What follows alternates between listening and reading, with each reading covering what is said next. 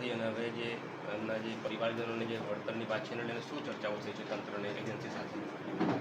30 અને 31 તારીખે રાષ્ટ્રીય એકતા દિવસનો અહીંયા કાર્યક્રમ છે અને ત્યારે પીએમ નરેન્દ્રભાઈ મોદી પણ અહીંયા આવવાના હોય અને એકતા પરેડ યોજાવાની હોય ત્યારે તંત્ર દ્વારા રાત દિવસ અહીંયા પૂર ઝડપે નવા પ્રોજેક્ટોના કામો ચાલે છે. ત્યારે ગતરોજ આ વિસ્તારના અંકટેશ્વર ગામના રોહિતભાઈ, શૈલેષભાઈ અને દીપકભાઈના જે લોકો અહીંયા એક એજન્સીને ત્યાં કામ કરતા હતા ત્યારે એજન્સીએ કોઈપણ જાતની સેફટીના સાધનો વગર એમને એવી જગ્યાએ કામ સોંપ્યું કે ત્યાં ભેકડ ખસી પડવાથી એ લોકોના દબાઈ જવાથી મૃત્યુ થયું છે. ત્યારે આ પ્રકારે તાબડતોડ અને ઓવરટાઈમના કામો જ્યારે અમારા લોકો પર કરાવવામાં આવે છે ત્યારે વગર સેફટીના કારણે એમનું મૃત્યુ થયેલું છે. એમના પરિવારજનો બધા દુઃખી છે. ત્યારે એમને અમે મળવા માટે આવ્યા છે અને સાથે સાથે એસઓયુ સત્તામંડળ અને જે પણ આ પ્રોજેક્ટના એજન્સી હતા એમને અમે બધા જ આગેવાનો સાથે મળીને એમને કીધું છે કે પરિવારના એકને એક દીકરાનું મૃત્યુ થયું છે. એમના પરિવારનું કમાનારું બીજું કોઈ ના હોય તો એ પરિવારને માનવતાની રાહે બધા સહકાર આપે. ત્યારે એમણે પણ અમારી વાતને માન્ય રાખી છે, ગ્રાહ્ય રાખી છે. એજન્સી અને એસઓયુ સત્તામંડળ તરફથી પરિવારને સહકારના ભાગરૂપે, માનવતાના ભાગરૂપે આર્થિક સહાય પણ કરી છે અને અમે સરકારશ્રીમાં રજૂઆત કરીને ટ્રાઇબલ સપ્લાનમાંથી જે સહાય મળે છે એ પણ ટૂંક સમયમાં એમને મળે એવા પ્રયાસો અમે કરીશું. હાલમાં જે તંત્ર અને જે એજન્સી સાથે વાટાઘાટ થઈ જેમાં કેટલી રકમ આપવાની પરિવાર દીઠ નક્કી થઈ છે? હમણાં અહીં નાદોદના ધારાસભ્ય દર્શનાબેન હતા, અમે હતા, સાથે રણજીતભાઈ એના આગેવાનો, ચંદ્રકાંતભાઈ છે, વિક્રમભાઈ છે, નિરંજનભાઈ છે, બધા જ આગેવાનોના પ્રયાસોથી અને એમને સમજણ પાડી નાના બાળકો છે, એમને કમાનારા કોઈ નથી. યુવાન એકને એક દીકરાઓના મૃત્યુ થયા છે. ત્યારે ત્રણેય પરિવારો આજે નિરાધાર બની ગયા છે. ત્યારે અમે બધાએ વિનંતી કરી માનવતાની દ્રષ્ટિએ સહકાર આપો. ત્યારે એજન્સીએ એક પરિવારને 50-50 લાખ રૂપિયાની આર્થિક સહાય આપવાની વાત અમારી સામે કરી છે અને સરકારના ધારાધોરણો મુજબ જે કંઈ સહાય આપવાના થશે તે પણ અમે એમને અપાવીશું. સર, જે એજન્સીની જે બેદરકારી છે તેને લઈને જે એફઆઈઆરની વાત હતી તેમાં શું થયું છે? એફઆઈઆર નોંધાઈ છે કે બાકી છે? અમે સાંજે જ બધા આગેવાનોના સંકલનથી લીગલી પ્રોસેસ પણ કરાવી છે, એફઆઈઆર પણ કરાવી છે અને એમાં માનવવધ જેવા ગંભીર કલમોની એફઆઈઆર કરાવી છે. ત્યારે એમાં પણ કાયદેસરની કાર્યવાહી થશે અને આવનારા દિવસોમાં એમની જે પણ બેદરકારીના લીધે બનાવ બન્યો છે જે દુઃખદ છે અને બેદરકારી બદલ એમને કાયદેસરની કાર્યવાહી કરવા માટેની એફઆઈઆર નોંધાઈ ગયેલી છે. આ પ્રોજેક્ટ સિવાય પણ ઘણા બધા પ્રોજેક્ટ અહીં આસપાસમાં ચાલે છે અને ત્યાં પણ આવી બેદરકારી જોવામાં આવે છે. તો ભવિષ્યમાં આ પ્રકારની કોઈ દુર્ઘટના ના સર્જાય તેના માટે તંત્રને તમે શું માંગણી કરી? તમે છેલ્લા 10 વર્ષમાં આ વિસ્તારમાં જે લોકોના નામે જમીનો છે એ જમીનો પણ છીનવાઈ રહી છે. એમને પણ વિસ્થાપિત કરવામાં આવે છે. 6 ગામના લોકોને પણ વિસ્થાપિત કરવામાં આવે છે. હવે 30 અને 31 તારીખે અહીંયા એકતા પરેડનો રાષ્ટ્રીય કાર્યક્રમ છે. પીએમ મોદી આવવાના છે.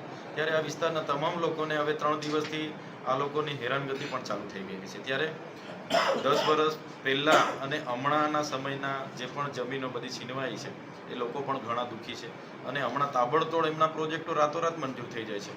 અમારે અહીંયા રોડ બનાવવા, અંકલેશ્વર જવા માટેના રોડ નથી, અહીંયા જુનાગઢ જવા માટેના રોડ નથી.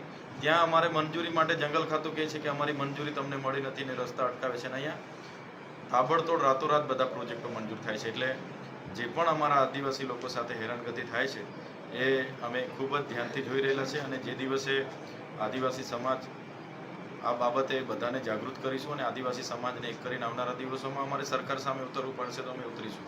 અગાઉ સર આપણે વાત કરી હતી કે જ્યારે વડાપ્રધાન શ્રી કેવડિયા આવવાના છે ત્યારે તેમને મળીને રજૂઆત કરવા માટે જવાનો છો, તેને લઈને શું કહેશો?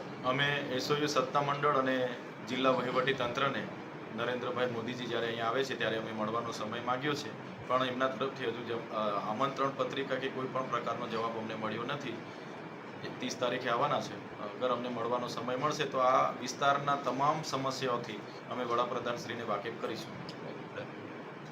થઈ અને હવે જે એમના જે પરિવારજનોને જે વળતરની પાછળને લઈને શું ચર્ચાઓ થઈ છે તંત્રને એજન્સી સાથે?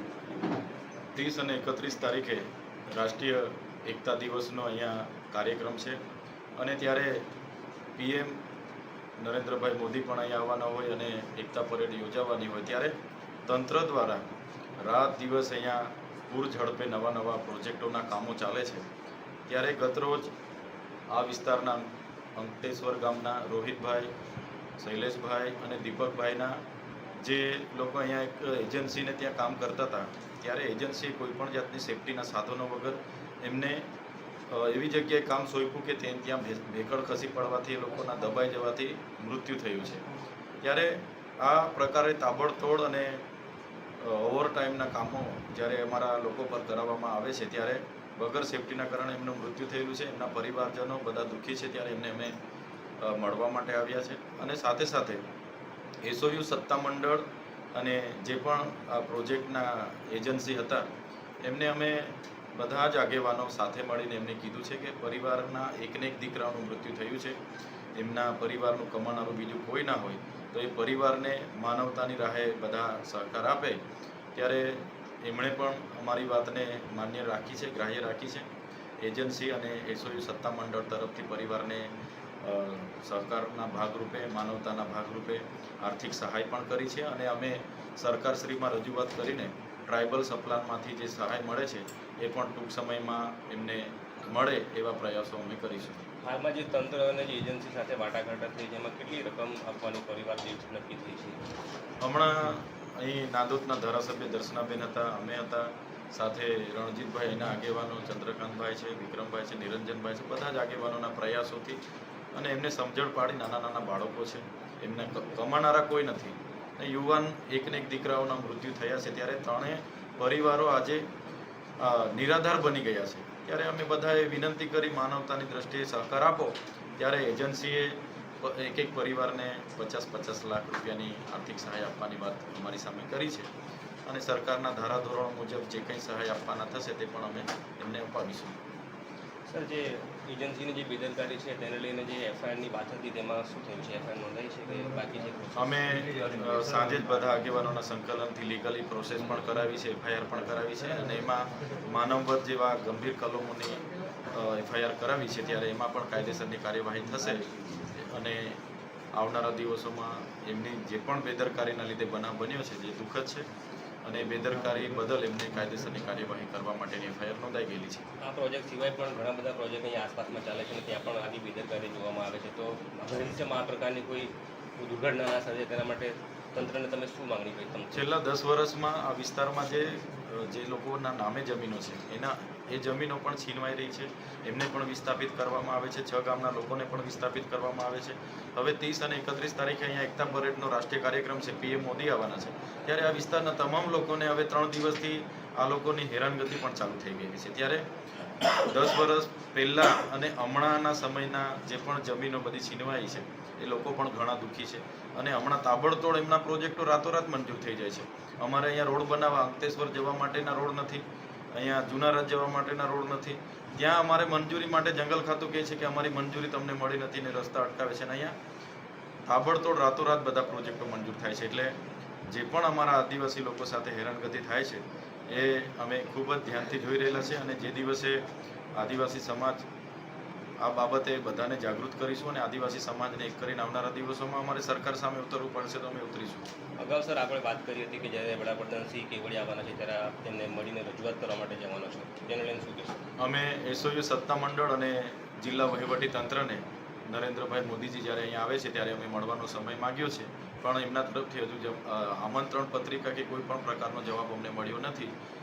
30 તારીખે આવવાના છે. અગર અમને મળવાનો સમય મળશે તો આ વિસ્તારના તમામ સમસ્યાઓથી અમે વડાપ્રધાનશ્રીને વાકેફ કરીશું.